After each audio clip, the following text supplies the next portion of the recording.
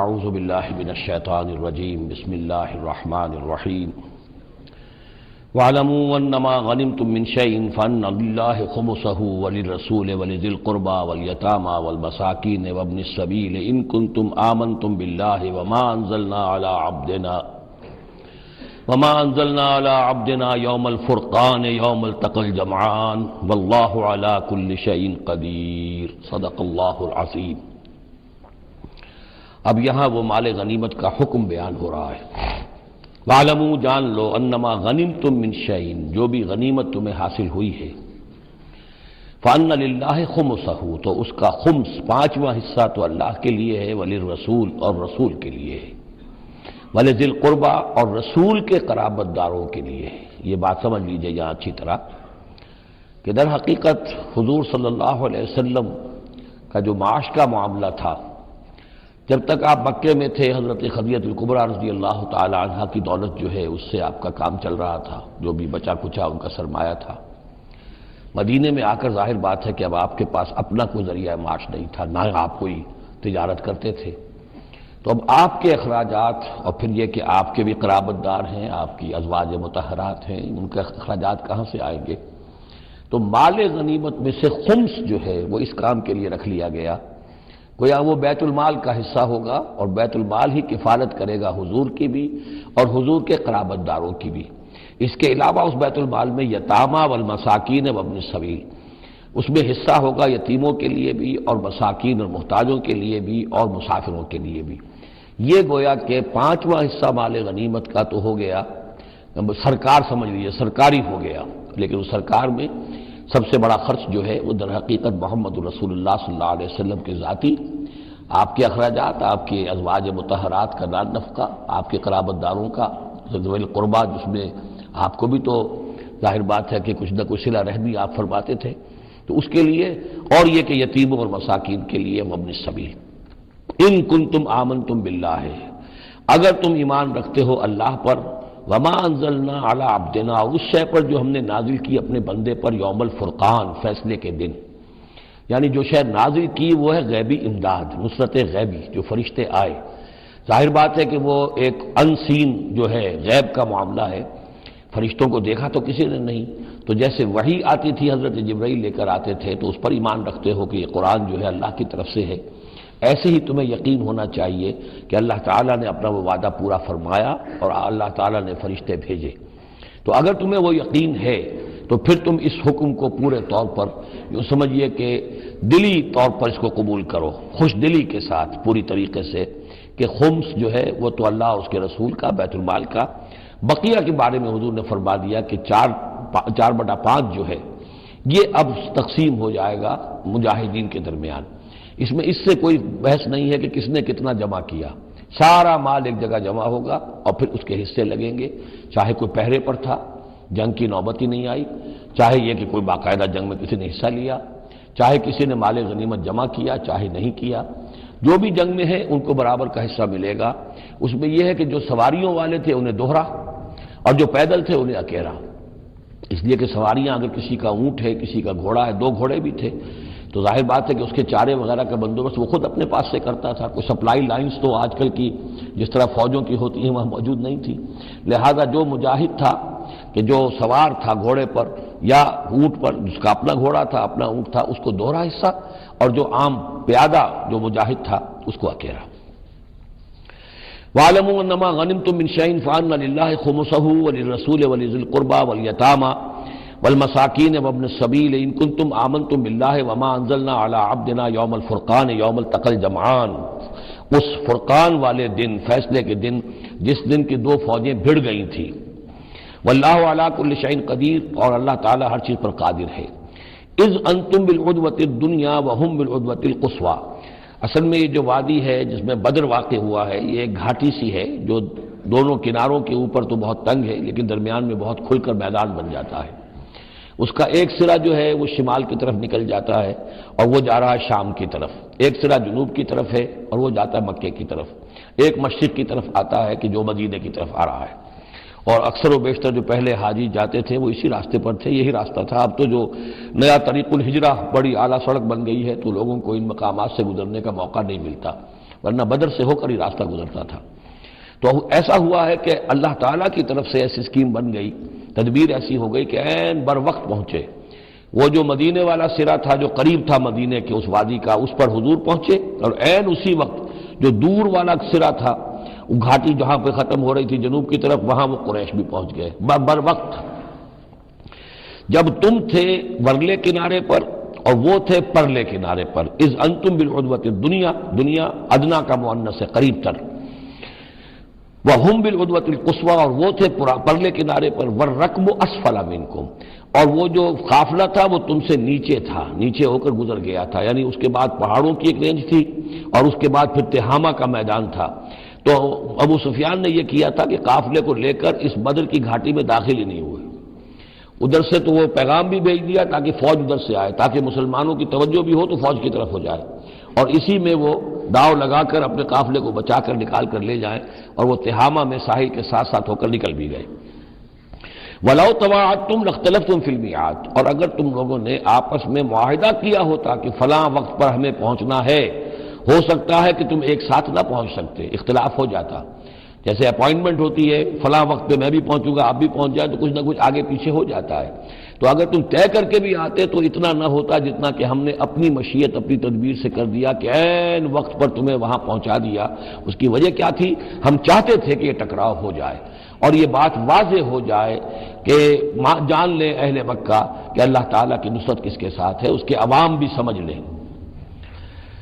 وَلَٰكِن لِيَقْضِيَ اللَّهُ أَمْرًا كَانَ مَفْعُولًا، لیکن یہ سب کچھ لیے ہوا تاکہ اللہ تعالیٰ طے کر دے وہ شے، فیصلہ کر دے کہ جو ہو کر رہنی ہے، كَانَ مَفْعُولًا لِيَهْلِكَ مَنْ هَلَكَ عَنْ بَيِّنَةٍ، تاکہ اب جسے ہلاک ہونا ہے وہ ہلاک ہو بات کے واضح ہو جانے کے بعد۔ اب بھی عوام کی اگر آنکھیں نہیں کھلتی تو پھر گویا کہ وہ پھر مورد الزام خود ہے۔ اب ان کے سرداروں نے جو کچھ ان کی مت ماری تھی، اب آ کر اس موقع کے بعد ان کی آنکھیں کھل جانی چاہیے۔ اب بھی اگر کوئی ہلاک ہوتا ہے تو بات کے واضح ہونے کے بعد ہلاک ہو۔ لِيَهْلِكَ مَنْ هَلَكَ عَنْ بَيِّنَةٍ وَيَحْيَىٰ مَنْ حَيَّ عَنْ بَيِّنَةٍ، اور جسے جینا ہے، جس کی زندگی ہے روحانی زندگی، اور جو سیدھے راستے پر آنا چاہتا ہے وہ بھی اس بینہ کی بنا پر اس سیدھے راستے پر آ جائے اور حیات معنوی حاصل کر لے۔ وَإِنَّ اللَّهَ سَمِيعٌ عَلِيمٌ، اور یقیناً اللہ سب کچھ سننے والا اور جاننے والا ہے۔ اِذْ يُرِيكَهُمُ اللَّهُ فِي مَنَامِكَ قَلِيلًا، جبکہ اللہ تعالیٰ آپ کو دکھا رہا تھا اے نبی ان کو آپ کی نیند میں کم۔ حضور نے خواب میں دیکھا کہ کوئی بڑی طاقت نہیں ہے، بڑی تھوڑی سی جمعیت ہے قریش کی جو آئی ہے، حالانکہ 1000 کا لشکر تھا۔ وَلَوْ أَرَاكَهُمْ كَثِيرًا، اور اگر آپ کو دکھایا ہوتا کہ وہ بڑی بڑی تعداد میں آ رہے ہیں، لَفَشِلْتُمْ، اور آپ نے وہ بات بتائی ہوتی صحابہ کرام کو، اپنے ساتھیوں کو، تو اے مسلمانوں پھر تم کمزوری دکھاتے، تم ڈھیلے پڑ جاتے۔ وَلَا تَنَازَعْتُمْ فِي الْأَمْرِ، اور معاملے کے اندر پھر کوئی ایک اور تنازع کھڑا ہو جاتا کہ ہمیں یہاں جنگ کرنی بھی چاہیے کہ نہیں۔ وَلَٰكِنَّ اللَّهَ سَلَّمَ، لیکن اللہ تعالیٰ نے سلامتی پیدا فرما دی۔ إِنَّهُ عَلِيمٌ بِذَاتِ الصُّدُورِ، یقیناً وہ جو کچھ سینوں کے اندر ہے اس سے واقف ہے۔ اس کی توجیہ یہ کی ہے مفسرین نے کہ اگرچہ نبی کا خواب جھوٹا نہیں ہو سکتا، یہ نہیں تھا کہ حضور کو جو خواب دکھایا گیا وہ غلط تھا، اصل میں ان کی جو معنوی حقیقت تھی وہ دکھا دی گئی۔ ایک ہے کسی شے کے اندر جو کمیت ہے، کوانٹیٹیو ایلیمنٹ ہے اس کا، ایک ہے جو اس کی کیفیت ہے، جو اس کے اندر اصل حقیقت ہے۔ تو یہ بات جو ہے اچھی طرح سمجھ لینے کی ہے کہ مکے سے جو اصل نفری آئی تھی وہ تو ان عوام الناس کی تھی کہ جن کو بارے میں جن کو معلوم تھا کہ محمد ہمارے بہترین آدمی ہیں صلی اللہ علیہ وسلم، اور جو ان کے ساتھی ہیں وہ ہمارے گلے سرسبد ہیں، ہمارے خاندان کے قریش کے بہترین لوگ ہیں، اور پھر یہ کہ انہوں نے کوئی جرم نہیں کیا ہے، کوئی ظلم نہیں کیا ہے، وہ صرف ایک خدا واحد کا کے ماننے والے اور جو ہے وہ نیکیوں کا حکم دینے والے ہیں۔ تو جو ان کے ہاں جو بھی جس کو ہم کہتے ہیں سائلنٹ میجورٹی، عوام الناس، ان کے دل اپنے لیڈروں کے ساتھ نہیں تھے۔ آ تو گئے تھے، وہ ظاہر ان کا جبر تھا، ان کا فیصلہ تھا، لیڈروں کا حکم تھا، آ گئے تھے، لیکن مارے باندھے کو آئے ہوئے تھے۔ ان کے دلوں کے اندر وہ بات نہیں تھی کہ جو کسی ایسے لشکر میں ہوتی ہے کہ جو سمجھتا ہے اپنے آپ کو برحق، ہم حق کے لیے لڑ رہے ہیں، تو اس کے اندر جو طاقت ہوتی ہے اس لڑنے والے کے اندر، وہ اس شخص میں نہیں ہوتی کہ جو مارے باندھے کو لے آیا گیا ہو اور خود اسے اپنے دل میں یہ یقین نہ ہو کہ میں حق کے لیے لڑ رہا ہوں۔ اس اعتبار سے معنوی طور پر جو ان کی کیفیت تھی اس کے اعتبار سے وہ واقعتاً کم تھے، تو حضور کو خواب میں اللہ تعالیٰ نے ان کی اصل حقیقت دکھائی۔ وَإِذْ يُرِيكُمُوهُمْ إِذْ الْتَقَيْتُمْ فِي أَعْيُنِكُمْ قَلِيلًا وَيُقَلِّلُكُمْ فِي أَعْيُنِهِمْ، مزید برآں اللہ نے یہ کیا کہ جب دونوں لشکر ٹکرائے ہیں تو ایسی کیفیت پیدا کر دی کہ مسلمانوں کو بھی وہ تھوڑے لگ رہے تھے کہ کوئی زیادہ لوگ نہیں ہیں، اور انہیں بھی مسلمان تھوڑے نظر آ رہے تھے.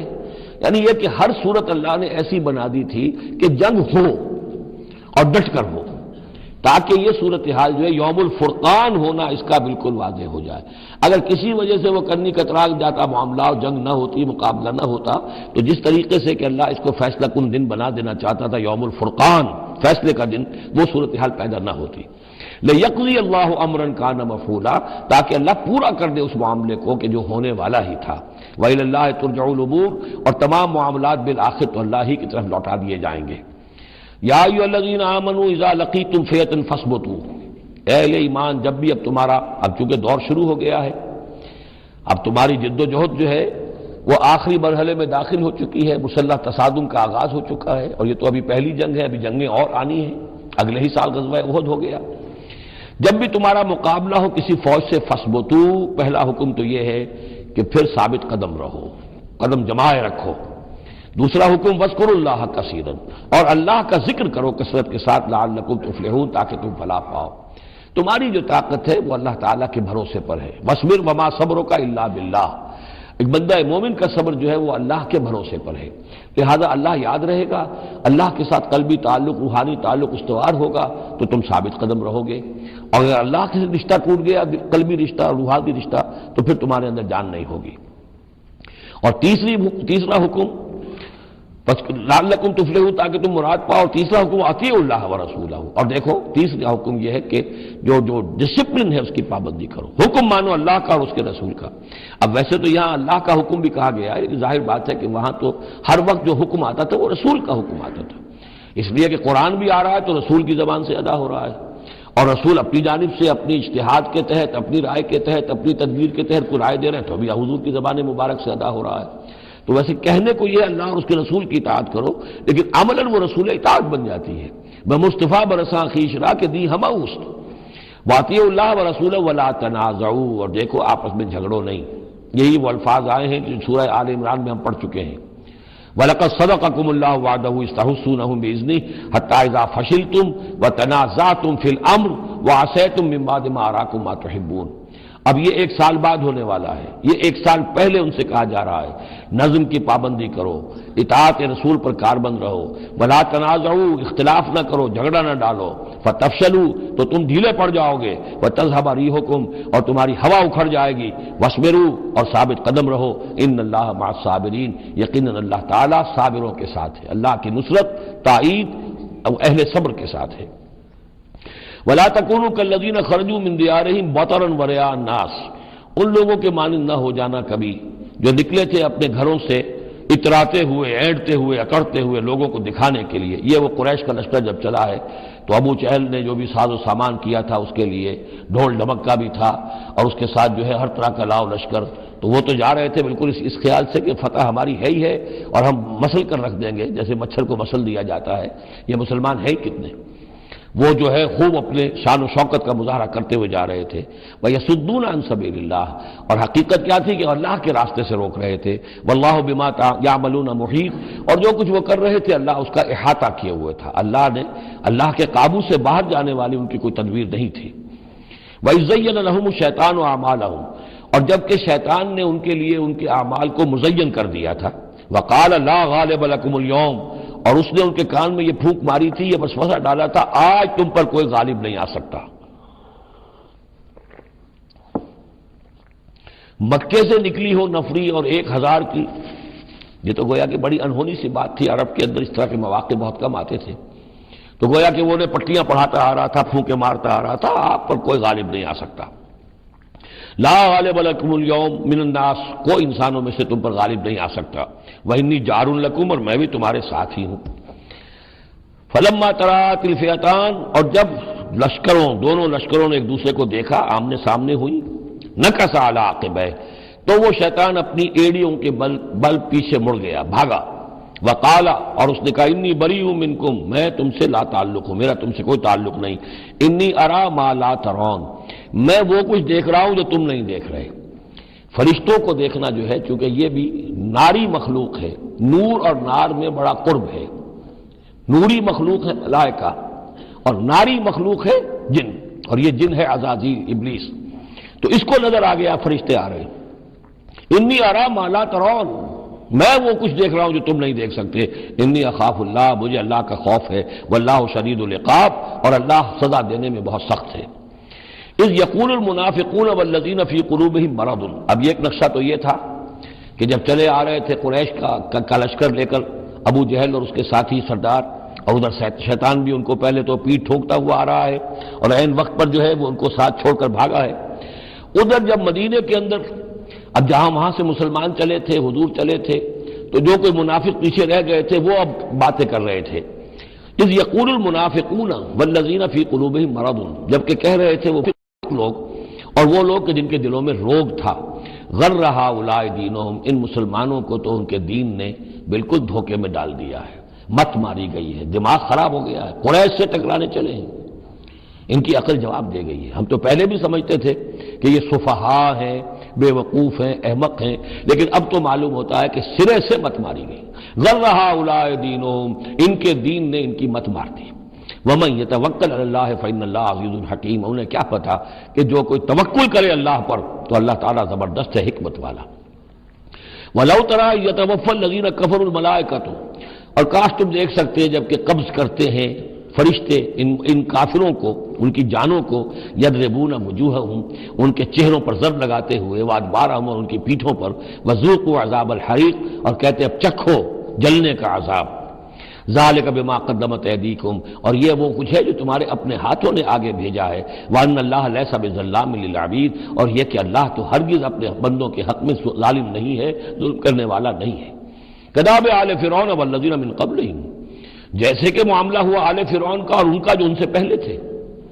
آل فرعون سے پہلے قوم شعیب سے پہلے صدوم اور عمورہ کی بستیاں، ان سے پہلے قوم سمود، ان سے پہلے قوم عاد، ان سے پہلے قوم نوح. یہ ہم سورہ اعراف کے اندر یہ ساری چیزیں پڑھ کر آئے. کذاب آل فرعون والذین من قبلہم کفروا بآیات اللہ، انہوں نے بھی اللہ کی آیات کا کفر کیا. فاخذہم اللہ بذنوبہم، تو اللہ نے پکڑ لیا انہیں ان کے گناہوں کی پاداش میں. ان اللہ قوی شدید العقاب، یقیناً اللہ تعالیٰ قوی ہے، قوت والا ہے، زور آور ہے، اور سزا دینے میں سخت ہے. ذالک بان اللہ لم یکن مغیرا نعمۃ انعمها علی قوم حتی یغیروا ما بانفسہم، یہ اس لیے ہے کہ اللہ تعالیٰ کا یہ طریقہ نہیں ہے کہ کوئی نعمت جو اس نے کسی قوم کو دی ہو اس میں تغیر کر دے جب تک کہ وہ قوم اپنے اندر کی کیفیت کو متغیر نہ کر دے. یعنی یہ ہر قوم جو اٹھی تھی اسی شکل میں اٹھی تھی کہ اللہ تعالیٰ نے ایک نبی بھیجا. جیسے کہ قوم ہود ختم ہوئی تو حضرت ہود اور ان کے ساتھیوں کے ذریعے سے ایک نئی قوم وجود میں آئی جو آگے چل کر سمود کہلائی. تو یہ لوگ کون تھے؟ یہی لوگ تھے جن کو اللہ نے نعمت دی تھی، انعام دیا تھا، احسان کیا تھا، ایمان انہیں ملا تھا. لیکن جب انہوں نے اپنی اس نعمتوں کو بدل دیا، کفر کی روش پر آ گئے، توحید کی پگڈنڈی چھوڑ کر، توحید کی شاہراہ کو چھوڑ کر شرک کی پگڈنڈیوں پہ مڑ گئے، تو پھر اللہ تعالیٰ کی نعمت بھی تبدیل ہو جاتی ہے. اللہ تعالیٰ نعمت سلب کر لیتا ہے، انعام کی جگہ پر اللہ کا عذاب آ جاتا ہے. ذالک بان اللہ لم یکن مغیرا نعمۃ انعمها علی قوم حتی یغیروا ما بانفسہم. یہ ہے جو مضمون آگے بھی آئے گا سورہ رعد میں بھی، اور اس کو پھر یہ کہ اردو میں بھی ایک شعر میں لوگوں نے پیش کیا ہے کہ خدا نے آج تک اس قوم کی حالت نہیں بدلی، نہ ہو جس کو خیال آپ اپنی حالت کے بدلنے کا. قوموں کے اپنے اندر کے حالات بدلتے ہیں تو پھر تقدیر بدلتی ہے. صرف خواہش سے، وشفل تھنکنگ سے، امانی سے کوئی بات نہیں ہوا کرتی. اور قوم ظاہر بات ہے کہ افراد پر مشتمل ہوتی ہے. پہلے کچھ افراد بدلیں گے، ان کے اندر قلب ماہیت ہوگی، ان کا باطن بدلے گا، ان کی سوچ، ان کے نظریات، ان کے خیالات، ان کے مقاصد، ان کی دلچسپیاں، ان کی امنگیں تبدیل ہو جائیں گی. یہ اندر کے بدلے ہوئے لوگ جو ہیں جب کثیر تعداد میں ہوں گے تو پھر یہ مل جل کر زور لگائیں گے، طاقت لگائیں گے، معاشرے کو بدل دیں گے، اور پھر یہ اس طریقے سے کہ انقلاب آئے گا. کیوں بجاں در رفت جہاں دیگر شود، جہاں کی دیگر شد جہاں دیگر شود. جب یہ قرآن کسی کے اندر اتر جاتا ہے اس کے اندر ایک تبدیلی آ جاتی ہے، بالکل بدل جاتا ہے انسان اندرونی طور پر. اور یہ اندرونی تبدیلی ہے جو عالمی انقلاب تک ممتد ہو سکتی ہے. واللہ وان اللہ سمیع علیم، اللہ سب کچھ سننے والا جاننے والا ہے۔ کداب آل فرعون، جیسے کہ دستور تھا یا ہوا معاملہ آل فرعون کا، والذین من قبلہم، اور جو ان سے پہلے تھے، کذبوا بآیات ربہم، انہوں نے اپنے رب کی آیات کو جھٹلایا، فاہلکناہم بذنوبہم، تو ہم نے ان کو ہلاک کر دیا ان کے گناہوں کی پاداش میں، واغرقنا آل فرعون، اور آل فرعون کو ہم نے غرق کر دیا، وکل کانوا ظالمین، اور یہ سب کے سب ظالم تھے۔ ان شر الدواب عند اللہ الذین کفروا فهم لا یؤمنون، بدترین چوپائے اللہ کے نزدیک یہی لوگ ہیں، اللہ کے نزدیک جو کفر کرتے ہیں اور وہ ایمان نہیں لاتے۔ یعنی وہی جو آیت ہم پڑھ چکے سورہ اعراف میں کہ یہ لوگ انسان نظر آتے ہیں، حقیقت میں انسان نہیں ہیں۔ لہم قلوب لا یفقہون بہا ولہم اعین لا یبصرون بہا ولہم آذان لا یسمعون بہا اولئک کالانعام بل ہم اضل، وہ چوپایوں کے مانند ہیں بلکہ ان سے بھی گئے گزرے۔ اس لیے شر الدواب کہا گیا، تمام جانداروں میں اور جمان چوپایوں میں، جانوروں میں سب سے برے لوگ جو ہیں وہ یہ انسان نما حیوان ہیں کہ جن کے اندر عقل نہیں، جن کے اندر شعور نہیں، جو ایمان سے خالی ہیں اور کفر پر اور صرف دنیا کی لذتوں پر ریجھ گئے ہیں۔ الذین عاہدت منہم ثم ینقضون عہدہم فی کل مرۃ وہم لا یتقون، وہ لوگ کہ جن سے آپ نے اے نبی معاہدہ کیا تھا، پھر وہ ہر مرتبہ اپنا عہد توڑتے ہیں اور اس کا کوئی ڈر نہیں رکھتے۔ اب یہ اشارہ ہو رہا ہے یہود کی طرف، کیونکہ حضور جب مدینے میں تشریف لائے تو میں نے آپ کو شروع میں بتا دیا تھا کہ آپ نے بہت بڑا یہ سمجھیے کہ اس کو Montgomery what, professor Montgomery what نے جس قدر تعریف کی ہے اس کی، اور سارے جتنے بھی الفاظ ہو سکتے تھے انگریزی زبان میں، اسٹیٹسمین شپ کہ حضور کا معاملہ، فہمی کا معاملہ، تدبر کا معاملہ، سیاست کو سمجھنے کا معاملہ، اس کی بہت بڑی بات یہ ہے کہ آپ نے یہودی قبائل جو تھے تینوں ان کو معاہدوں میں جکڑ لیا۔ تو یہ ایک بہت بڑا آپ کا کارنامہ تھا، لیکن اب ظاہر بات ہے جکڑے تو وہ گئے، اندر سے وہ دشمنی کرتے تھے، ساز باز کرتے تھے، اوپر معاہدہ ہے، اندر سے ساز باز چل رہی ہے، پیغامات بھیجے جا رہے ہیں قریش کو کہ کیا کر رہے ہیں آپ لوگ، کیوں دیر کر رہے ہیں، کیوں نہیں حملہ کرتے، ہم اندر سے آپ کی مدد کریں گے۔ تو یہ خدمت ابھی چل رہی تھی۔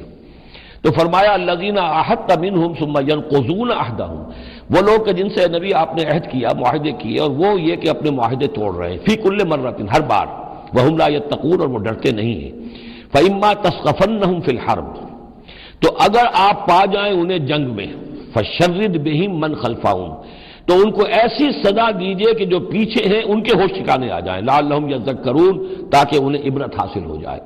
یعنی یہ کہ اب ایک تو یہ ہے کہ وہ کوئی صرف ان کی جو ہے وہ وہاں سے خطوط جا آ رہے ہیں، پیغام رسانی ہو رہی ہے، لیکن کہیں اگر ان میں کا کوئی شخص جنگ میں بھی پکڑا جائے، واقعتاً وہ جنگ میں شریک ہو جائے قریش کی طرف سے، آ جائے اور پکڑا جائے، تو پھر اس کو وہ سزا دیجئے کہ جو ایک کی سزا جو ہے وہ سینکڑوں کے ہوش ٹھکانے کر دے۔ یہ ہے مطلب وَإِمَّا تَثْقَفَنَّهُمْ فِي الْحَرْبِ فَشَرِّدْ بِهِمْ، ایسی سزا ان کو دیجئے من خلفہم کے جو ان سے پیچھے ہیں ان کے بھی ہوش ٹھکانے ہو جائیں، لعلہم یذکرون، شاید کہ پھر وہ نصیحت پکڑ لیں۔ وَإِمَّا تَخَافَنَّ مِن قَوْمٍ خِيَانَةً، اور اگر آپ کسی کو قومی سطح پر اندیشہ ہو جائے آپ کو کسی سے کہ وہ خیانت پر اتر آئی ہے، یعنی ایک ہے انڈیویجول ایکٹس، بنو قریظہ کا کوئی شخص ہے جو کام کر رہا ہے، بنو قریظہ کا سردار کہے گا صاحب مجھے کیا معلوم، یہ ایک شخص کا انڈیویجول معاملہ ہے، اس نے کوئی خط لکھ دیا ہوگا قریش کو یا کوئی سلسلہ جرمانی کیا ہوگا، لیکن یہ ہمارا اجتماعی معاملہ نہیں ہے، ہم معاہدے کے پابند ہیں۔ بنو قینقاع کا کوئی شخص اس نے کر دیا، تو اس کے لیے تو پہلا حکم آ گیا، وہ کہیں اگر مل جائے، جنگ میں مل جائے، کیونکہ ویسے تو اسے ہاتھ نہیں لگا سکتے، معاہدہ ہے ان کے ساتھ، تو معاہدہ ہے، اس کو کیا سزا دیں گے، لیکن یہ کہ جنگ میں کہیں آ جائے، اتنی جرأت کر جائے تو پھر اس کو وہ سزا دیجیے گا کہ جو پیچھے بیٹھے ہوئے ہیں، جو ڈورے ہلا رہے ہیں، تارے ہلا رہے ہیں، ان کو بھی ہوش ٹھکانے آ جائے۔ لیکن یہ کہ اگر آپ کو اندیشہ ہو جائے کہ کوئی قبیلہ جو ہے وہ خلاف ورزی کرنے پر اتر آیا ہے، خیانت کرنے پر اتر آیا ہے، وَإِمَّا تَخَافَنَّ مِن قَوْمٍ خِيَانَةً، کسی کی طرف سے خیانت کا آپ کو اندیشہ ہی ہو جائے، فَانبِذْ إِلَيْهِمْ عَلَىٰ سَوَاءٍ، تو پھر پھینک دیجئے ان کی طرف کھلم کھلا، یعنی پھر معاہدے کو ایبروگیٹ کیجئے، کہہ دیجئے کہ آج سے ہمارا کوئی معاہدہ نہیں۔ یہ نہیں ہے کہ معاہدہ بھی قائم رہے اور آپ ان کے خلاف اقدام بھی کر دیں، یہ صحیح نہیں ہے، اس لیے کہ یہ مقام جو ہے اخلاقی اعتبار سے بھی غلط ہے، اور خاص طور پر آپ کا مقام، مقام نبوت، اس کے اعتبار سے کسی درجے میں بھی نہیں ہے کہ کسی قوم کے ساتھ معاہدہ بھی ہے، آپ کو اندیشہ ہے کہ وہ خیانت کر رہے ہیں تو آپ کھلم کھلا اعلان کر دیجئے کہ آج سے میرا اور تمہارا کوئی معاہدہ نہیں، پھر اقدام کیجئے۔ لیکن یہ کہ بغیر اس اعلان کے کوئی اقدام کرنا ان کے خلاف، یہ در حقیقت اللہ تعالیٰ جو اخلاق چاہتا ہے اہل ایمان کے، اس کے منافی ہے۔ وَإِمَّا تَخَافَنَّ مِنْ قَوْمٍ خِيَانَةً فَانبِذْ إِلَيْهِمْ عَلَىٰ سَوَاءٍ۔ اصل میں یہی وہ بات تھی جس کے حوالے سے مولانا مودودی 48 میں یہ جو جہاد کشمیر اس وقت ہو رہا تھا اس کے بارے میں رائے ظاہر کی تھی کہ ہندوستان کے ساتھ ہمارے سفارتی تعلقات ہیں، بھارت کے ساتھ ہمارا سارا معاملہ معاہدات کے اوپر چل رہا ہے، پھر اگر یہ کہ معاملہ جو ہے دوسری طرف ہم یہ شکل کر رہے ہیں کہ وہاں پر جنگ کا معاملہ کر رہے ہیں تو یہ غلط ہے، شریعت کی روح سے، قرآن کی روح سے غلط ہے۔ ہمیں کھلم کھلا اعلان کرنا چاہیے، جو بھی ہو اللہ تعالیٰ پر بھروسہ رکھنا چاہیے، کھل کر سامنے آنا چاہیے۔ یہ یا کہ میز کے اوپر تو معاہدہ ہے، ہاتھ مل رہے ہیں اور میز کے نیچے سے ٹانگیں گھسیٹی جا رہی ہیں، یہ دنیا داروں کا دھندا تو ٹھیک ہے، لیکن اسلام کی روح سے ایک اسلام کے نام پر بننے والی مملکت کی حکومت کا یہ طرز عمل درست نہیں ہے۔ یہ تھا وہ معاملہ جو سن 48 میں مولانا مودودی نے یہ رائے ظاہر کی تھی، اور اس پر پھر کافی ان کے خلاف جو ہے عوامی جذبات جو ہیں وہ بہت جو ہے اس وقت بہت بلند ہو گئے تھے، مشتعل ہو گئے تھے، اس لیے کہ عوام کی اپنی سوچ ہوتی ہے۔ وَإِمَّا تَخَافَنَّ مِنْ قَوْمٍ خِيَانَةً فَانبِذْ إِلَيْهِمْ عَلَىٰ سَوَاءٍ، معاہدہ ان کے منہ پر دے مارو، ان اللہ لا يحب الخائنین، یقیناً اللہ تعالیٰ کو خیانت کرنے والے پسند نہیں ہے۔ وَلَا يَحْسَبَنَّ الَّذِينَ كَفَرُوا سَبَقُوا، اور نہ سمجھے وہ لوگ جنہوں نے کفر کیا ہے کہ وہ بچ نکلے ہیں، یعنی یہ کہ اب اگر کچھ لوگ بچ کے بھی تو چلے گئے نا، آخر 1000 کی نفری آئی تھی، انہم لا یعجزون، یہ جو بچ کر چلے گئے وہ یہ نہ سمجھے کہ وہ اللہ کو عاجز کر دیں گے، وہ عاجز نہیں کر سکیں گے۔ وَأَعِدُّوا لَهُم مَّا اسْتَطَعْتُمْ، اور اے مسلمانوں اب جب یہ نیا دور شروع ہو ہی گیا ہے تمہاری اس دعوت و تحریک کا، تو اب پوری طریقے سے اپنے امکان بھر سامان حرب تیار کرو۔ اعدوا لہم، اعداد تیاری کرنا، اسلحہ تیار کرو، سامان جنگ تیار کرو، گھوڑے تیار رکھو، رسالہ تمہارا ہونا چاہیے، جو بھی تمہارے لیے ممکن ہے۔ یہ توکل کا مطلب یہ نہیں ہے کہ تم ہاتھ پر ہاتھ دھر کر بیٹھ رہو اللہ تمہاری مدد کرے گا۔ اعدوا لہم ما استطعتم، اپنی استطاعت جو ہے اس کی حد تک تو پوری تیاری کرو، من قوت، طاقت سے بھی، ومن رباط الخیل، اور پلے ہوئے گھوڑوں کے ذریعے سے بھی، اس لیے کہ اس زمانے میں جنگ کے لیے سب سے زیادہ جو مؤثر شے تھی آپ کو معلوم ہے وہ گھوڑا، تیز رفتار ہے، اونٹ جو ہے تیز دوڑ نہیں سکتا ہے۔ اور اسی حوالے سے آج سمجھ لیجئے ہمارے لیے بہت اہم مسئلہ ہے یہ، اللہ تعالیٰ نے شاید عالم اسلام میں پورے میں پتہ نہیں 50 60 70 کتنے ملک دنیا میں ہیں مسلمان کہلاتے ہیں، ایک ملک ہے صرف جسے ایٹمک صلاحیت دی ہے، اور یہ امانت پوری امت مسلمہ کی ہے، مسلمانوں نے پاکستان کے پاس، اور اس کے بارے میں اگر امریکہ کا دباؤ قبول کر لیا گیا تو یہ سب سے بڑی خیانت ہوگی اللہ کے ساتھ، امت مسلمہ کے ساتھ، اللہ کے دین کے ساتھ۔ وہ اسرائیل لے کر بیٹھا ہوا ہے ایٹم بم کے، اس کے پاس انبار لگے ہوئے، لیکن یہ ہے کہ ساری پالیسی جو چل رہی ہے وہ یہ کسی طریقے سے پاکستان کا، ایک عراق کے بارے میں اندیشہ ہوا تھا کہ اسے ایٹمی دانت نکل سکتے ہیں، اس ایک مرتبہ اس کا وہ ایٹمک پلانٹ جو ہے اس کا بھرکس نکال دیا تھا، دوسری مرتبہ یہ کہ اس کا پورا بھرکس ہی نکل گیا، اگلا پچھلا کھایا پیا سب اگلوا دیا۔ اب پاکستان پر سارا دباؤ، ساری ڈپلومیسی جو بھی چل رہی ہے اس وقت، کان کھولنے کی اور آنکھیں کھول کر دن گزارنے کی ضرورت ہے۔ ہمیں حکم یہ کہ جو بھی اللہ نے تمہیں دیا ہے، تمہارا امکان، جو بھی تمہارے پاس امکانی طاقت ہے اسے سنبھال کر رکھو، ڈیٹرنٹ۔ اعدوا لہم ما استطعتم من قوت ومن رباط الخیل ترہبون بہ عدو اللہ، تاکہ تم اللہ کے دشمنوں کو اس سے ڈرا سکو، یہی ہے ڈیٹرنٹ، معلوم ہو کہ ان کے پاس وہ طاقت ہے۔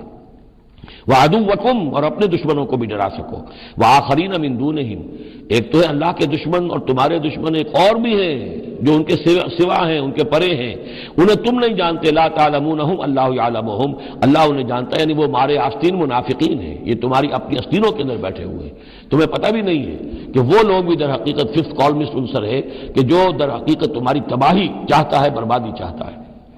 وما تنفقوا من شيء، اب ظاہر بات ہے کہ اگر ساز و سامان فراہم کرنا ہے، اسلحہ فراہم کرنا ہے، اور ساز و سامان کے لیے جو ہے گھوڑے تیار کرنے ہیں تو انفاق کرنا پڑے گا۔ انفقوا مما رزقناکم وما تنفقوا من شيء في سبيل الله يوفى اليكم، اور دیکھو جو کچھ بھی تم خرچ کرو گے اللہ کی راہ میں وہ پورا پورا تمہیں مل جائے گا، پورا پورا دیا جائے گا۔ وانتم لا تظلمون، اور تم پر کوئی زیادتی نہیں ہوگی، تمہاری کوئی حق تلفی نہیں ہوگی۔ تم دو تو صحیح، اب وہ پورے 2 رکوع ذہن میں لے آئیے جو سورہ بقرہ میں ہم نے پڑھے تھے کہ اگر کوئی شخص اللہ کی راہ میں مال خرچ کرتا ہے، فی سبیل اللہ خرچ کرتا ہے، تو جیسے ایک دانہ جو ہے وہ زمین کے اندر ڈال دیتے ہو، اس سے جو ایک پودا نکلتا ہے، اس میں سٹے ہوتے ہیں، 7 سٹے ہیں، اور ہر سٹے کے اندر 100 دانے ہیں، تو وہ ایک دانہ 700 دانے پیدا کر رہا ہے، اور اللہ تعالیٰ جس کو چاہے گا 700 گنا سے بھی زیادہ اجر و ثواب دے گا. کہاں صحت کا رکھ رہے ہو اپنے پیسے؟ خرچ کر دو اسے، اس لیے کہ اب اس دعوت کا اور اس تحریک کا اور محمد رسول اللہ کی جو جد و جہد ہے اس کا وہ مرحلہ آ گیا ہے کہ اب ساز و سامان اور کیل کانٹے سے لیس ہونا ضروری ہے. وَأَعِدُّوا لَهُم مَّا اسْتَطَعْتُم مِّن قُوَّةٍ وَمِن رِّبَاطِ الْخَيْلِ ترهبون به عدو الله وعدوكم وآخرين من دونهم لا تعلمونهم الله يعلمهم وما تنفقوا من شيء في سبيل الله يوفى إليكم وأنتم لا تظلمون وإن جنحوا للسلم فانجح لها. اور اے نبی اگر وہ اپنے بازو اپنے کندھے نیچے گرا دے امن کے لیے، صلح کے لیے، اگر قریش آمادہ ہو جاتے ہیں تو آپ بھی جھک جائیے، کوئی بات نہیں، صلح کر لیجیے. وتوکل علی اللہ، اللہ پر توکل کیجیے. یعنی یہ کہ اگر وہ صلح کرنے کے اوپر آمادہ ہے صلح کر لیجئے، اور ڈریے نہیں کہ ہو سکتا ہے وہ چال چل رہے ہوں، نہیں، صلح کا جواب صلح سے دیجئے، لیکن یہ کہ اللہ پر توکل کیجئے. وہ السمیع العلیم، وہ سب کچھ انہ هو السمیع العلیم، یقیناً وہ سب کچھ سننے والا اور جاننے والا ہے. وَإِن يُرِيدُوا أَن يَخْدَعُوكَ، اور اگر وہ چاہتے ہو کہ آپ کو دھوکہ دے دیں، فَإِنَّ حَسْبَكَ اللَّهُ، تب بھی آپ نہ گھبرائیں، آپ کے لیے اللہ کافی ہے، اللہ کی طرف سے ضمانت ہے. هُوَ الَّذِي أَيَّدَكَ بِنَصْرِهِ وَبِالْمُؤْمِنِينَ، وہی تو ہے اللہ جس نے اے نبی آپ کی مدد کی ہے اپنی نصرت سے اور اہل ایمان کے ذریعے. یہ ذرا نوٹ کیجئے، اللہ نے محمد کی مدد کی ہے اہل ایمان کے ذریعے. یعنی اللہ تعالیٰ کا یہ فضل ہوا محمد رسول اللہ صلی اللہ علیہ وسلم پر کہ ایسے صحابہ عطا فرمائے جو مخلص تھے کہ جہاں آپ کا پسینہ گرا وہاں انہوں نے اپنی خون کی ندیاں بہا دی. حضرت موسیٰ کو ایسے ساتھی میسر نہیں آئے. کیا حال تھا جبکہ ان کو کہا گیا اللہ کی راہ میں جنگ کرو، اور ان کا فضل بنتا وہ رب کا فقاتل انا ہؤلاء قاعدون، جاؤ تم جاؤ، ہم بیٹھے ہیں یہاں. رب انی لا املک الا نفسی واخی فافرق بیننا وبین القوم الفاسقین. یہاں یہ ہوا تھا جب دوسری مرتبہ مقام صفرا پر جب ہوئی ہے جو مشاورت، اور وہ بڑی یوں سمجھیے کہ کانٹے کی مشاورت تھی، وہاں بھی کچھ لوگ زور دے رہے تھے مسلسل کہ چلیے ہمیں چلنا چاہیے پہلے قافلے کی طرف. وہ تو آپ کو سیرت کی کتابوں میں پڑھنا ہوگا، لیکن یہ ہے کہ اس وقت حضور کا منشا یہ تھا. آپ بار بار کہ اچھا آپ اور لوگ مشورہ دیں، اور لوگ بھی مشورہ دیں. حضرت مقداد نے کھڑے ہو کر یہی بات کہی رضی اللہ تعالیٰ عنہ، اے نبی آپ ہمیں موسیٰ کے ساتھی نہ سمجھیے جنہوں نے کہہ دیا تھا وَسَبَّتَ وَرَبُّكَ فَقَاتِلْ إِنَّا هُنَا قَاعِدُونَ، ہم آپ کے ساتھی ہیں، آپ جو حکم دیں ہم حاضر ہیں. حضرت ابوبکر نے تقریر کی، حضرت عمر نے تقریر کی. حضور دیکھ رہے ہیں انصار کا کیا منشا ہے، ان کی کیا رائے ہے. پھر کھڑے ہوئے حضرت سعد، انہوں نے کہا ہے کانک تعنینا یا رسول اللہ، اے اللہ کے رسول شاید آپ کا روح سخن ہماری جانب ہے، شاید اس وجہ سے کہ ہمارا جو معاہدہ ہوا تھا بیعت عقبہ ثانیہ میں وہ یہ تھا کہ اگر مدینے پر حملہ ہوگا تو ہم آپ کی حفاظت کریں گے، شاید یہ گمان ہے آپ کا. فَإِنَّا آمَنَّا بِكَ وَصَدَّقْنَاكَ، ہم آپ پر ایمان لا چکے، ہم نے آپ کی تصدیق کی، ہم نے آپ کو اللہ کا رسول مانا. اب ہمارے پاس کوئی آپشن نہیں ہے. خدا کی قسم اگر آپ اپنا گھوڑا سمندر میں ڈال دیں گے ہم بھی آپ کے پیچھے اپنی سواریاں سمندر میں ڈال دیں گے. اور خدا کی قسم اگر آپ ہمیں کہیں گے ہم اپنی اونٹیوں کو دبلا کر دیں گے برق الغماد تک جا پہنچیں گے، یعنی یمن کا شہر ہے برق الغماد، وہاں تک پہنچ جائیں گے چاہے ہماری اونٹنیاں لاغر ہو جائیں. اس کے بعد حضور کا چہرہ کھل اٹھا کہ انصار کی طرف سے بھی ان کے ایک رئیس نے یہ بات کہی ہے. پھر آپ نے کہا چلو اب بدر کی طرف. تو یہ اللہ تعالیٰ نے گویا کہ حضور کی مدد کی ہے اہل ایمان سے.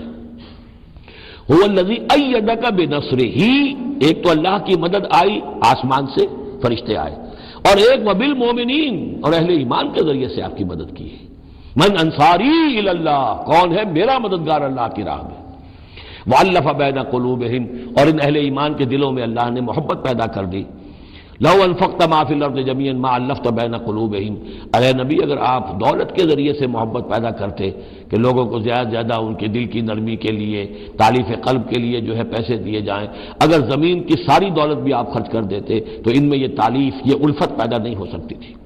ولیکن اللہ الف بینہم، یہ تو اللہ تعالیٰ ہی نے ان کے مابین یہ الفت پیدا کر دی ہے. یہ ہم سورہ آل عمران میں بھی پڑھ چکے ہیں کہ تمہارا معاملہ جو ہے اذ کنتم اعداء فالف بین قلوبکم فاصبحتم بنعمتہ اخوانا، آیت نمبر 103 ہے سورہ آل عمران کی. وکنتم علی شفا حفرۃ من النار فانقذکم منها کذالک یبین اللہ لکم آیاتہ لعلکم تہتدون، تم تو تباہی کے آگ کے گڑھے کے کنارے تک پہنچ چکے تھے.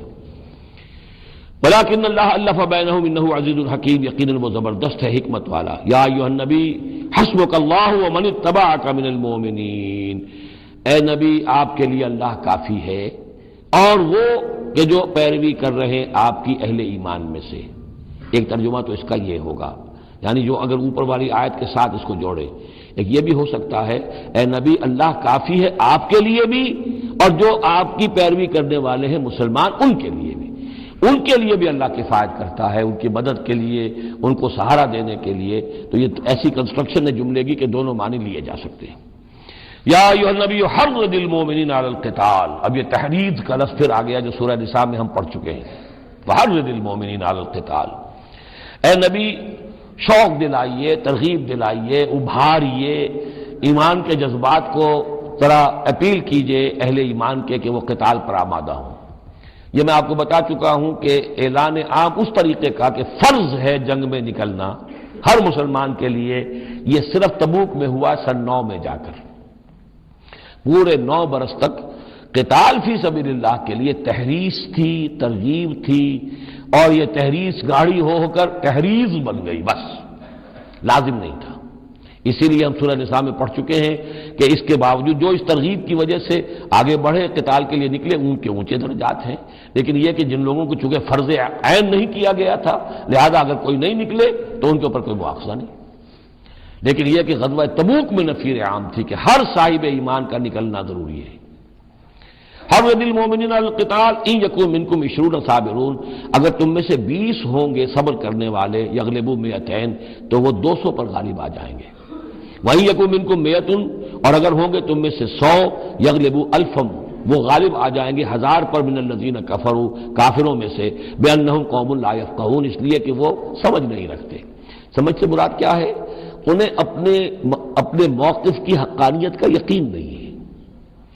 ایک شخص جو جانتا میں حق پر ہوں، میں حق کے لیے لڑ رہا ہوں، ایک شخص ڈل مل ہے، ایسے ہی لڑ رہا ہے، مارے باندھے کو لڑ رہا ہے، کسی کے کہے سے آ گیا، مرسینری ہے، تنخواہ یافتہ ہے اس لیے آ گیا۔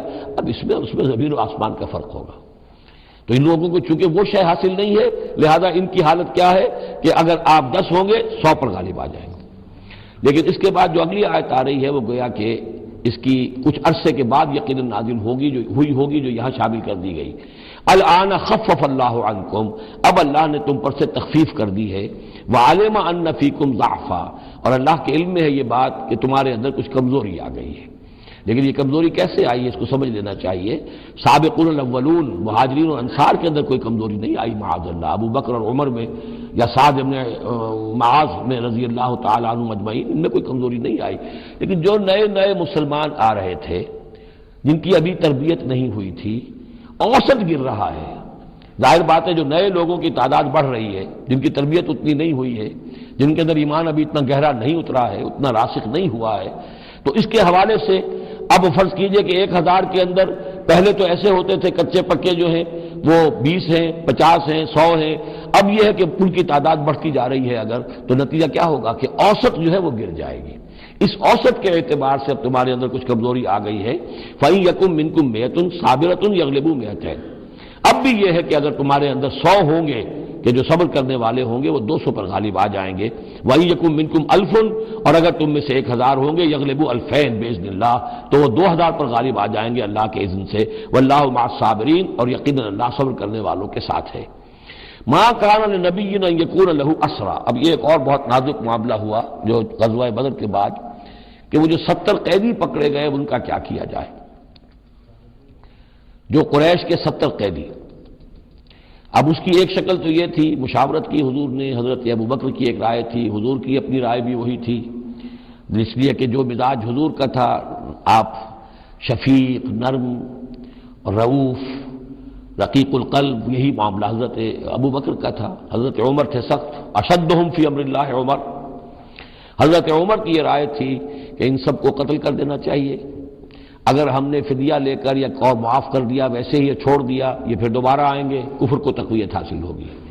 تو اس کو تو جب تک کہ کفر کی کمر ٹوٹ نہ جائے، یہ سانپ جو ہے جب تک کہ پوری طرح کچلا نہ جائے، اس وقت تک جو ہے ہمیں کوئی نرمی نہیں کرنی چاہیے، بلکہ وہ اس حد تک تھے کہ ہم میں سے یہ جو قیدی آئے ہیں جو ان کے قریب ترین عزیز ہوں، بس مہاجرین کے اندر وہ لوگ موجود تھے، قریش کے جو لوگ پکڑے گئے ہیں تو مہاجر جو تھے یہاں صحابہ کرام وہ بھی تو قرشی تھے، تو اپنے قریب ترین عزیزوں کو اپنے ہاتھ سے قتل کریں، یہ حضرت عمر کی رائے تھی۔ حضور صلی اللہ علیہ وسلم کی رائے اور حضرت ابوبکر کی رائے بھی یہ تھی کہ نہیں، نرمی کی جائے، فدیہ لے کر چھوڑ دیا جائے۔ فیصلہ ہو گیا، اس پر عمل ہو گیا، لیکن پھر جو یہ آیت اتری ہے یہ پھر بہت سخت ہے، اس میں اس فیصلے کو غلط قرار دیا گیا۔ اگرچہ فیصلہ ہو گیا ٹھیک ہے، لیکن یہ کہ اس کے اوپر گرفت ہوئی ہے کہ یہ نہیں ہونا چاہیے تھا۔ یہ مضمون بنیادی طور پر یہ سورہ محمد میں آئے گا صلی اللہ علیہ وسلم، اور وہاں تفصیل کے ساتھ اس کی پوری بات آ چکی ہے۔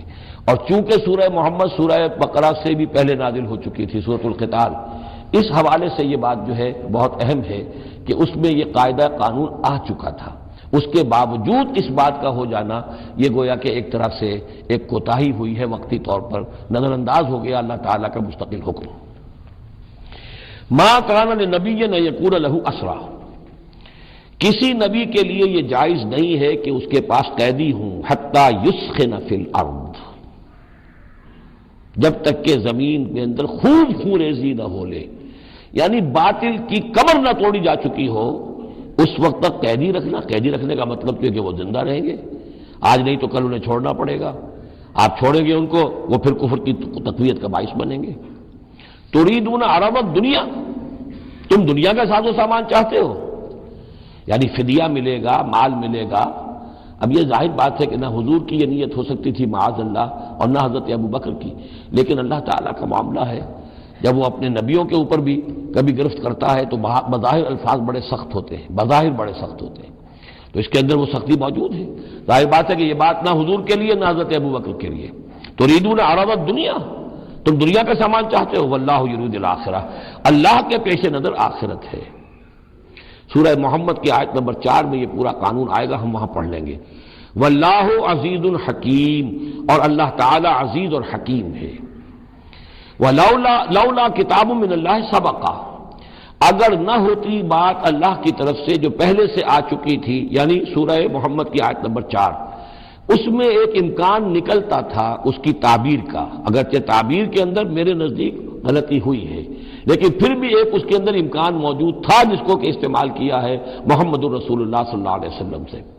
لولا کتاب من اللہ سبقا، اگر یہ اللہ تعالیٰ کی طرف سے بات پہلے سے طے نہ ہو چکی ہوتی، لمسکم فیما اخذتم عذاب عظیم، تو جو کچھ تم نے یہ فدیہ وغیرہ لیا ہے اس پر تم پر بڑا سخت عذاب آتا۔ قانون ہم سورہ محمد میں پڑھیں گے کہ وہ کیا تھا، اور اس کی انٹرپریٹیشن کے اندر یہاں حضور نے کس جگہ سے گنجائش نکالی۔ دیکھیے ہوتا یہ ہے کہ آپ کا رجحان نرمی کا ہے تو آپ ایک ہی بات کے اندر سے نرم پہلو نکال لیں گے، جیسے کہ میں نے عرض کیا تھا کہ جو لوگ کے سنتے ہیں الذین یستمعون القول فیتبعون احسنہ، وہ لوگ کہ جو کسی بات کو سن کر پھر پیروی کرتے ہیں اس میں سے بہترین کی، جو بھی اس میں اعلیٰ ترین درجہ ہے اس تک پہنچنے کی کوشش کرتے ہیں۔ لیکن طبیعت کے اندر اگر نرمی تھی تو اس نرمی کی وجہ سے حضور نے اس کے اندر ایک اپنے لیے گنجائش نکال لی، لیکن چونکہ اس آیت کے اندر وہ گنجائش واقعتاً موجود ہے، لہذا فرمایا اگر وہ نہ ہوا ہوتا، لولا کتاب من اللہ سبقا، اگر وہ آیت پہلے نازل نہ ہو چکی ہوتی، لمسکم فیما اخذتم عذاب عظیم، تو تم پر جو بھی تم نے لیا ہے یہ فدیہ وغیرہ، اس پر تم پر بڑی سخت پکڑ ہوتی اور عذاب آتا۔ روایات میں آتا ہے کہ حضور بھی اور حضرت ابوبکر بھی دونوں پھر اس آیت کے نزول کے بعد روتے رہے ہیں کہ ہم سے یہ خطا ہوئی ہے۔ بہرحال خطا اجتہادی ہے، کوئی غلط اس طرح کی نہیں ہے کہ کسی صریح حکم کی خلاف ورزی کی گئی ہو، وہ یہ ہے کہ جو بھی اس میں رعایت رکھی گئی تھی اس کو آپ نے اپنے اجتہاد سے اس کے اندر سے جو بھی نرمی کا پہلو تھا وہ نکال دیا۔ فَكُلُوا مِمَّا غَنِمْتُمْ حَلَالًا طَيِّبًا، تو اب کھاؤ جو تمہیں ملا ہے غنیمت۔ غنیمت میں وہ بھی ہے جو عین جنگ کے موقع پر مال غنیمت ملا، اور جو فدیہ اب مل رہا ہے وہ بھی غنیمت ہے۔ حلالاً طیبہ، کھاؤ، اس میں کوئی اب تمہیں ہچکچاہٹ نہ ہو، حلال اور طیب ستھرا۔ واتقوا اللہ، اللہ کا تقوی اختیار کرو، ان اللہ غفور الرحیم، یقیناً اللہ تعالیٰ بخشنے والا رحم فرمانے والا ہے۔ یا ایھا النبی قل لمن فی ایدیکم من الاسریٰ، اے نبی کہہ دیجئے ان لوگوں سے جو آپ کے قبضے میں ہیں قیدی۔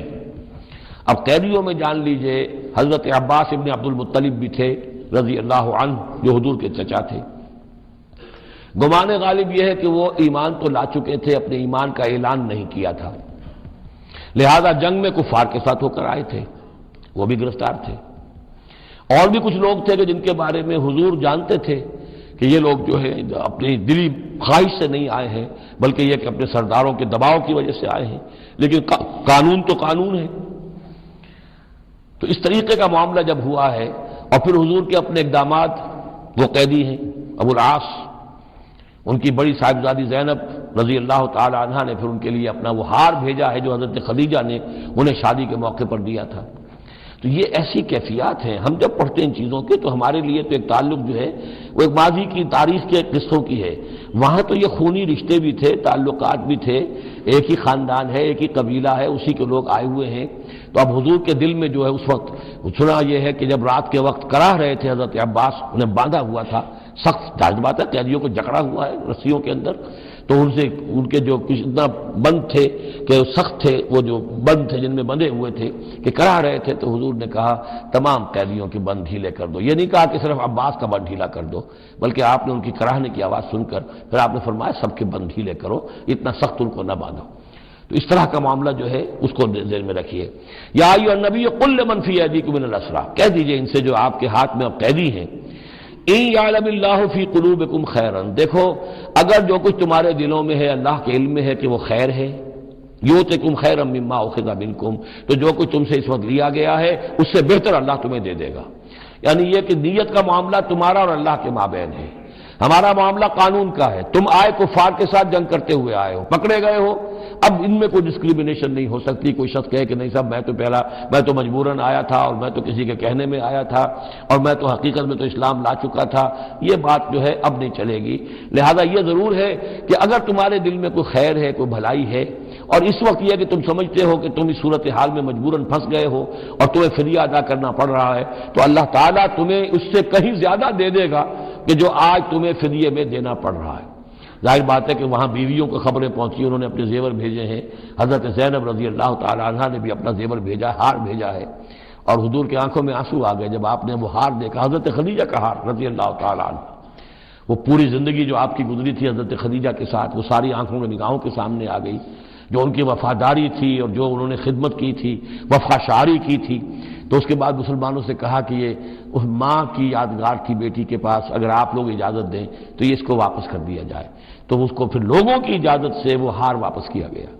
تو یہ سارے جو جذباتی معاملات تھے ان کو اچھے سے سمجھیے کہ ہم پڑھتے ہوئے ان چیزوں کو سمجھتے ہیں کہ جیسے ایک بس تاریخ کا ایک واقعہ ہے، اس کے ساتھ جو احساسات، جذبات جو اس کے ساتھ اور فوری جو اس وقت کی کیفیات تھی، اس کا ہمارے لیے اکثر و بیشتر تو ممکن ہی نہیں کہ تصور کر سکیں۔ یا ایھا النبی قل لمن فی ایدیکم من الاسریٰ، اے نبی کہہ دیجئے ان لوگوں سے جو آپ لوگوں کے قبضے میں ہیں اس وقت ان قیدیوں میں سے، ان یعلم اللہ فی قلوبکم خیرا، اگر اللہ کے علم میں ہے کہ تمہارے دل میں خیر ہے، یؤتکم خیرا مما اخذ منکم، تو جو کچھ تم سے لیا گیا ہے اللہ اس سے بہتر تمہیں دے دے گا، ویغفر لکم، اور تمہیں بخش دے گا، واللہ غفور الرحیم، اور اللہ غفور الرحیم ہے۔ وَإِن يُرِيدُوا خِيَانَتَكَ، اور اگر یہ آپ سے خیانت کرنا چاہیں، جھوٹ بول رہے ہوں، جھوٹی قسمیں کھا رہے ہوں کہ ہمارے ساتھ تو معاملہ یوں ہو گیا تھا اور ایسے آ گئے تھے، فقد خان اللہ من قبل، تو پھر یہ پہلے اللہ سے بھی خیانتیں کرتے رہے ہیں، فامکنا منہم فامکنا منکم، اللہ تعالیٰ نے ان کو پکڑوا دیا، واللہ علیم حکیم، اللہ حکیم اور علیم ہے۔ اب یہ یوں سمجھیے کہ کنکلوڈنگ آیات ہے سورہ مبارکہ کی، ان الذین آمنوا وہاجروا وجاہدوا باموالہم وانفسہم فی سبیل اللہ والذین آووا ونصروا اولئک بعضهم اولیاء بعض، یقیناً وہ لوگ جو ایمان لائے اور جنہوں نے ہجرت کی اور جہاد کیا اپنے اموالوں اور جانوں کے ساتھ اللہ کی راہ میں، اور وہ لوگ جنہوں نے انہیں پناہ دی اور ان کی مدد کی، اولئک بعضهم اولیاء بعض، یہ وہ لوگ ہیں کہ جو ایک دوسرے کے ساتھی ہیں، رفیق ہیں۔ یہ آپ نے بات سمجھ لی۔ اس وقت تک مسلمان معاشرہ جو ہے یہ دو حصوں میں علیحدہ علیحدہ منقسم تھا، مہاجرین، انصار۔ اگرچہ مہاجرین اور انصار کو بھائی بھائی بنایا جا چکا تھا، لیکن ظاہر بات ہے کہ صرف اس طرح کے تعلق سے وہ پورا جو قبائلی نظام جو ہے وہ ایک دم تو تلپٹ نہیں ہو جاتا۔ تو اس وقت تک یہ صورتحال بھی یہ ہے کہ جو پہلے جو 8 مہمیں حضور نے بھیجی ہیں اس میں کسی انصاری کو شریک نہیں کیا، وہ ایکسکلوسیولی مہاجر فینومینن تھا۔ جنگ بدر میں پہلی مرتبہ جو ہے انصار شریک ہوئے ہیں، ورنہ پہلے صرف مہاجرین تھے۔ لہذا وہ پہلی آیت جو ہے ان الذین آمنوا، وہ لوگ جو ایمان لائے، وہاجروا، انہوں نے مکے سے ہجرت کی، مدینے آ گئے، وجاہدوا باموالہم وانفسہم فی سبیل اللہ، اور انصار مدینہ تو اب جہاد میں شریک ہوئے ہیں، یہ 1.5 سال سے اس جہاد میں پہلے سے چلے آ رہے ہیں کہ پوری 8 مہمیں جو پہلے کی ہیں وہ ایکسکلوسیو جو ہیں وہ صرف مہاجرین نے کی ہیں۔ وجاہدوا باموالہم وانفسہم فی سبیل اللہ، یہ ایک طبقہ ہو گیا، ایک جماعت ہو گئی۔ والذین آووا، اور انصار کی شان کیا ہے؟ انہوں نے انہیں جگہ دی، پناہ دی، اپنے گھر تقسیم کر دیے، اپنی دکانیں تقسیم کر دی، اور اس طریقے سے مسلمانوں کے لیے اپنے دلوں میں بھی اور اپنے گھروں میں بھی پوری جگہ پیدا کی۔ اولئک بعضهم اولیاء بعض، انہوں نے مدد بھی کی، یہ سب ایک دوسرے کے ساتھی ہیں۔ والذین آمنوا ولم یہاجروا، اور وہ لوگ کہ جو ایمان لائے لیکن ہجرت نہیں کی، ما لکم من ولایتہم من شیء، تمہارا ان کے ساتھ اب کوئی تعلق نہیں۔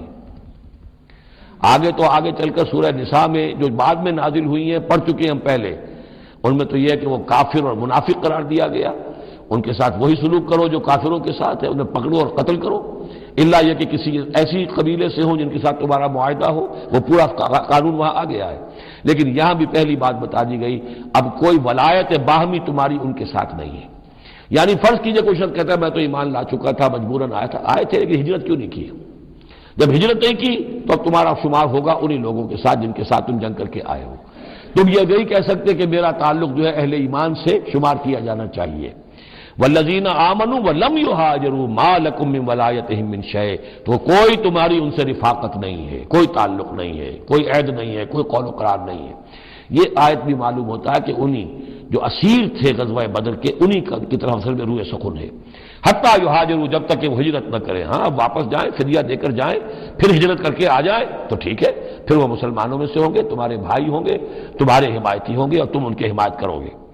وَإِنِ اسْتَنصَرُوكُمْ فِي الدِّينِ، اور وہ لوگ کہ جو ایمان تو لائے لیکن ہجرت نہیں کی، اپنے اپنے قبیلوں میں رہے یا مکے میں رہے، اگر وہ تم سے مدد مانگے دین میں، فَعَلَيْكُمُ النَّصْرُ، تو اے مسلمانوں تم پر واجب ہے ان کی مدد کرنا۔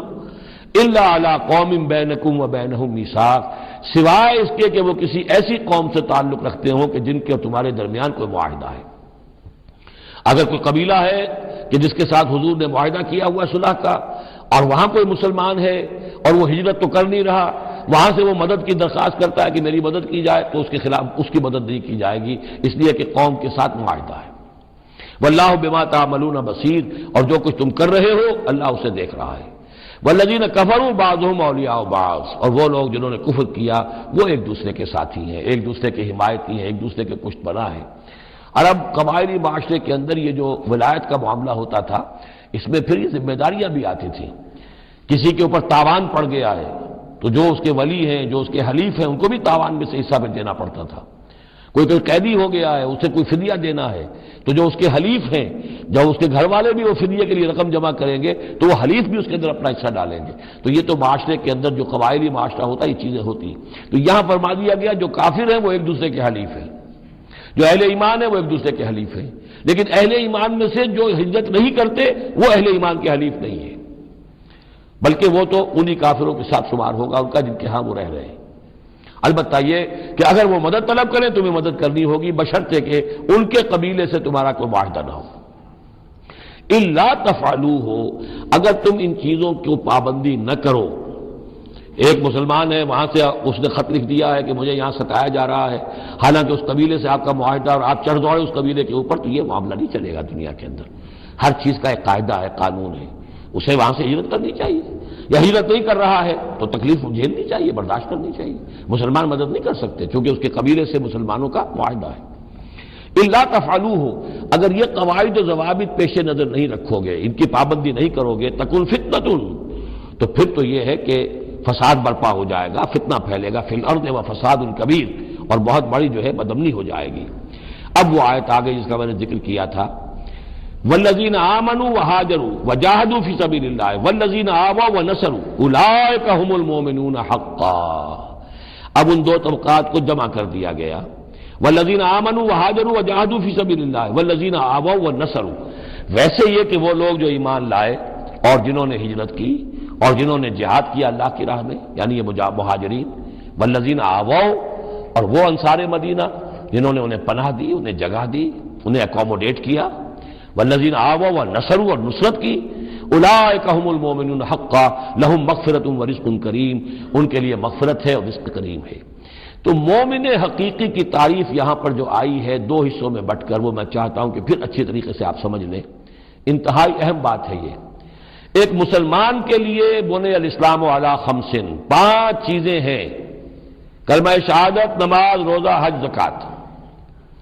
لیکن حقیقی مومن ہونے کے لیے 2 چیزیں اور بڑھیں گی، صرف شہادت نہیں، یقین قلبی، اور نماز، روزہ، حج، زکوٰۃ کے ساتھ جہاد فی سبیل اللہ۔ گویا کہ 7 چیزیں ہوں گی، 7 شرطیں پوری ہوں گی تو ایک شخص بندہ مومن کہلائے گا۔ یہ تعریف ہے کہ جو سورہ الحجرات کی آیت نمبر 14-15 میں آئی، وہاں پہلے فرمایا قالت الاعراب آمنا قل لم تؤمنوا ولکن قولوا اسلمنا ولما يدخل الايمان في قلوبكم۔ یہ بدو کہہ رہے ہیں ہم ایمان لے آئے، اے نبی ان سے کہہ دیجئے تم ایمان نہیں لائے ہو، بلکہ یوں کہو کہ ہم مسلمان ہو گئے، ہم نے اطاعت قبول کر لی ہے، ابھی تک ایمان تمہارے دلوں میں داخل نہیں ہوا۔ اب اگلی آیت میں پھر اسی سیاق کے اندر اگلی آیت میں مومن کون ہے؟ انما المؤمنون الذين آمنوا بالله ورسوله ثم لم يرتابوا۔ مومن تو وہ ہیں جو ایمان لائیں اللہ پر، اس کے رسول پر، پھر شک نہ باقی رہے، یقین بن جائے۔ اور دوسرے وجاہدوا باموالہم وانفسہم فی سبیل اللہ، اور وہ جہاد کریں اللہ کی راہ میں اپنی جانوں اور مالوں کے ساتھ۔ اولئک هم الصادقون، صرف وہ سچے ہیں۔ اس کو میں نے پرکار سے تشبیہ دی تھی۔ اب اگر وہ دل میں یقین ہے تو اس کی کیا کیفیات پیدا ہو جائیں گی؟ دلی یقین کی کیفیات وہ شروع میں آ گئی ہیں۔ انما المؤمنون الذین اذا ذکر اللہ وجلت قلوبہم۔ اہل ایمان تو وہ ہیں حقیقت میں کہ جب اللہ کی یاد کرتے ہیں، اللہ کا ذکر ہوتا ہے، ان کے دل لرز اٹھتے ہیں۔ وَإِذَا تُلِيَتْ عَلَيْهِمْ آيَاتُهُ زَادَتْهُمْ ایمانا، جب ان کو اللہ کی آیات پڑھ کر سنائی جاتی ہیں ان کے ایمان میں اضافہ ہوتا ہے۔ وَعَلَىٰ رَبِّهِمْ يَتَوَكَّلُونَ، ان کا توکل، ان کا بھروسہ کل کا کل اللہ کی ذات پر ہے۔ الذین یقیمون الصلاۃ ومما رزقناہم ينفقون، اور وہ لوگ جو نماز قائم کرتے ہیں اور انفاق کرتے ہیں اللہ کی راہ میں اس میں سے جو ہم نے دیا۔ اولئک هم المؤمنون حقا، یہ ہے سچے مومن، پکے مومن۔ لیکن یہ مومن کی شخصیت کی تصویر کا ایک رخ ہے۔ بدقسمتی سے ہمارے ہاں یہ 2 رخ علیحدہ ہو گئے ہیں۔ معاملہ یہ ہے کہ یہ ہے ایک ورق، اس ورق کا ایک صفحہ یہ ہے، ایک صفحہ یہ ہے، یہ انسیپریبل ہے، صفحات کو جدا نہیں کر سکتے آپ۔ ورق ایک ہے، اس کا ایک رخ یہ ہے صفحہ، ایک رخ یہ ہے صفحہ۔ مومن کی شخصیت کا ایک صفحہ، اس کی تصویر کا ایک رخ یہ ہے، دل میں یقین ہے، اللہ کی یاد کرتا ہے، دل لرزتا ہے، آیات قرآنی پڑھتا ہے یا سنتا ہے، دل میں ایمان بڑھتا ہے، ہر معاملے میں توکل، اس کا بھروسہ اللہ کی ذات پر ہے، نماز قائم کیے ہوئے ہے، زکوٰۃ ادا کرتا ہے، اللہ کی راہ میں خرچ کرتا ہے۔